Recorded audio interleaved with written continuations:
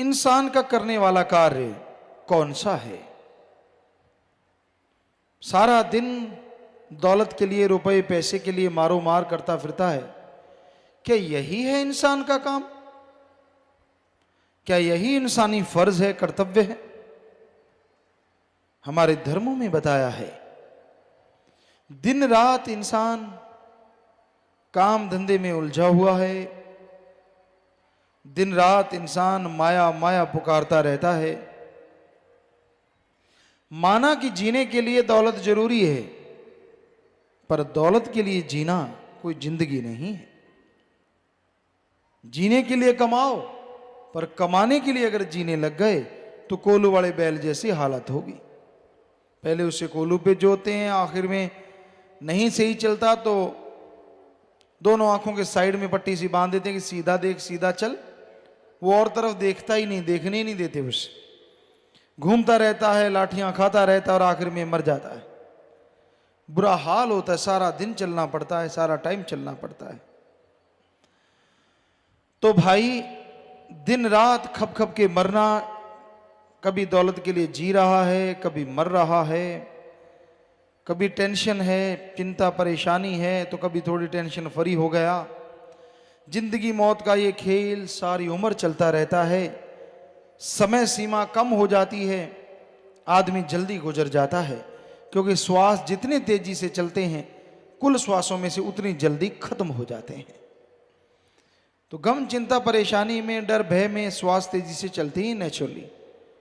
इसलिए इंसान ये भूल गया कि उसका करने वाला कार्य कौन सा है।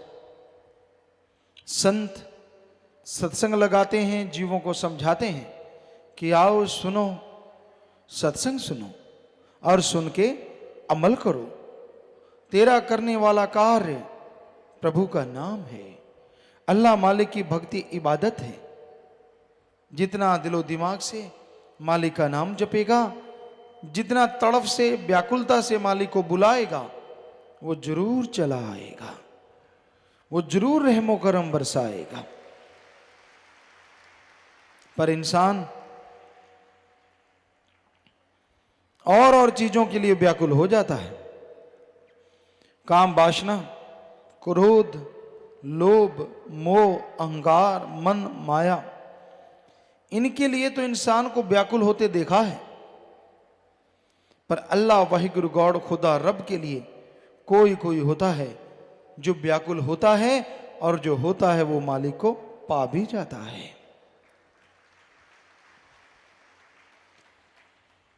मालिक के प्यार में व्याकुलता नहीं होती, बल्कि वो उसकी मोहब्बत होती है।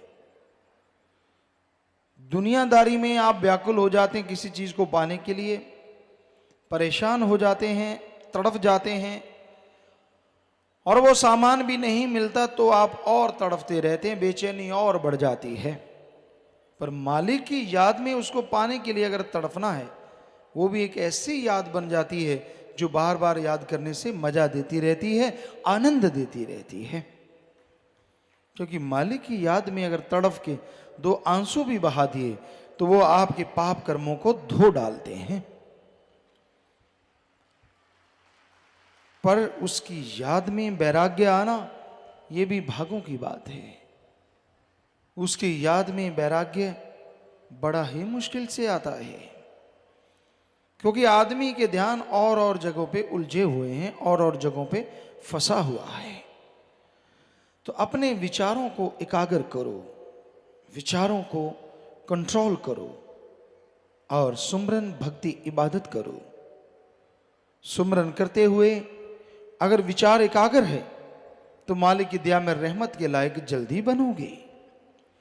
वो जिसे प्यार अल्लाह मालिक वाहिगुरु गॉड खुदा रब जिसे प्यार देता है, जिसे खुशियां लुटाता है, कई बार उसे अजमाता भी है।